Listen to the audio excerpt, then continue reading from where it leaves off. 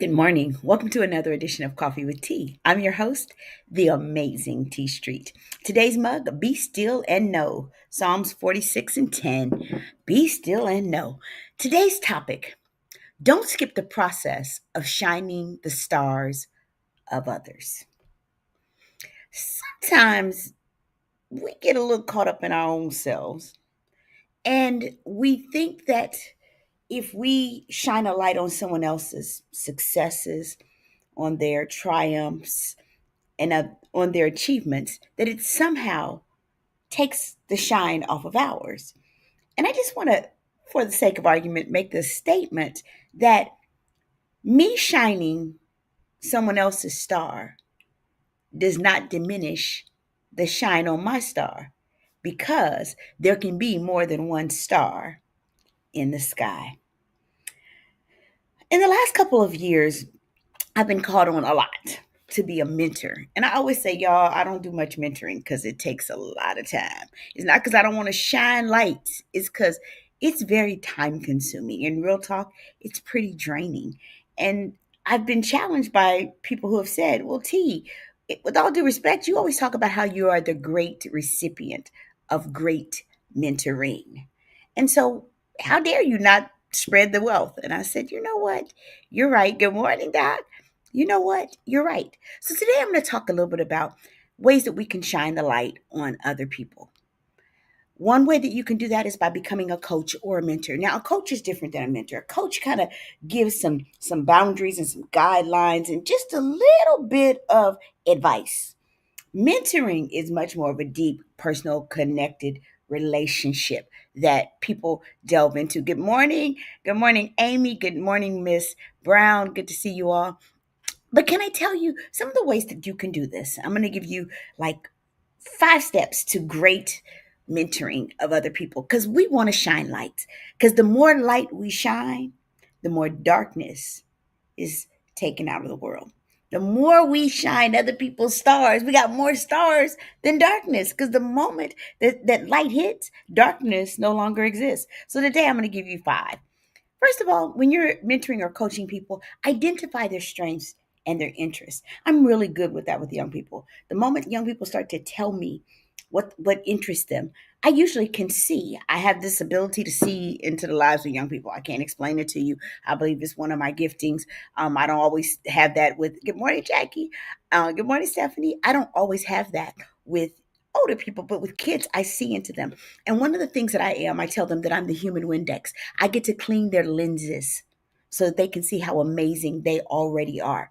Take the opportunity to identify other people's strengths and their interests. Tell them that whatever they're interested in probably also matches where their strengths are, because that's a clue about their purpose. Sometimes you got to provide resources for people. When you're sharing and you're mentoring people, you got to send them to places and to things that will help them or aid them in their growth. I have a great mentor. Her name is Barb. And this year, she has been magnificent. When I first told her that I was preparing to leave my current job by the end of summer, in January, she put me on a regimen and a schedule. And I loved it. And she gave me all the resources. The first thing she said is, your resume sucks. Send it to me. I want to look at it. And then she sent me hers as a model. I was like, yes, clock that T, yes. So she gave me resources. She didn't just say, you need to fix your resume. She gave me a template for how to fix my resume. She did the same thing with my LinkedIn. She said, your LinkedIn is terrible. It needs to be better. If you're going to be on the job market, it needs to get better. Go look at mine and use it as a template. You give me permission? Yes, I do. Because Barb knows that shining my star doesn't diminish the shine on hers. Her helping me doesn't mean that it takes anything away from her. Because me shining and her shining at the same time, they don't cancel each other out. Set clear expectations and goals.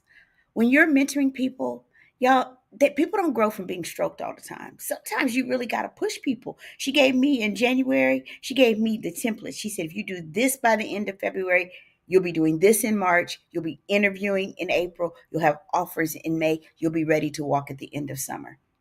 Well, I got 3 offers. I'm just saying, she put clear expectations and goals on me. She said, T, you gotta meet these goals if you want the outcomes to be what you say you want them to be. Good morning, Jill.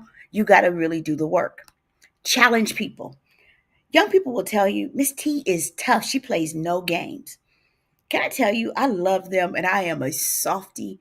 But up front, they don't know that because I'm constantly pushing them to become the best version, not of me, not of their peers, the best version of themselves. Because when you really care about people, you push them because the moment you push, this is what I'm teaching my staff. When I push my kids, they sometimes push back because it's natural. But that's when you see the iron starts to sharpen the iron. When you challenge other people, it is a sign that you, one, care about them, and two, that you respect them and that you believe, good morning, Erica, that people are capable of rising to more. And finally, once they get there, y'all, recognize and celebrate their achievements. My mentees will tell you, I am their biggest fan. I am a fan of every person that I mentor. I am the person with all the bells and the whistles and the pom poms and the bullhorns. I'm going to cheer and celebrate and recognize the achievements when people walk through that process. When I saw my mentor at an event last week, she said, "How's it going?" I said, "Oh my goodness, we got to get together." She said, "We absolutely got to get together because I want to celebrate all that you have accomplished in these 6 months." And the thing that I accomplished is that I got 3 offers, and probably by next week I will have decided what my next is. But can I tell you, she is at the top of her food chain, and for her to take time to invest and to sow into me, because she knows that her shining my star does not diminish the shine on hers, is such an amazing thing. Don't walk into the world holding on to the notion that you're the only person who can shine. Can I tell you, when we combine all of our stars, our world is a much brighter place. I don't know about you, but in the dark world that we live in right now, I could use as many stars shining around as I could get. So I wanted to say to you today that whatever you do, don't skip the process of shining the stars of other people, because you shining their stars does not diminish the shine on yours. There absolutely positively can be more than one star shining in the sky. I'm the amazing T Street. You know what? There's absolutely positively nothing amazing in me. There's not in each and every one of you. So today, go shine somebody else's star and have an amazing day. Good morning, Katina. Good morning, Demia. Love y'all.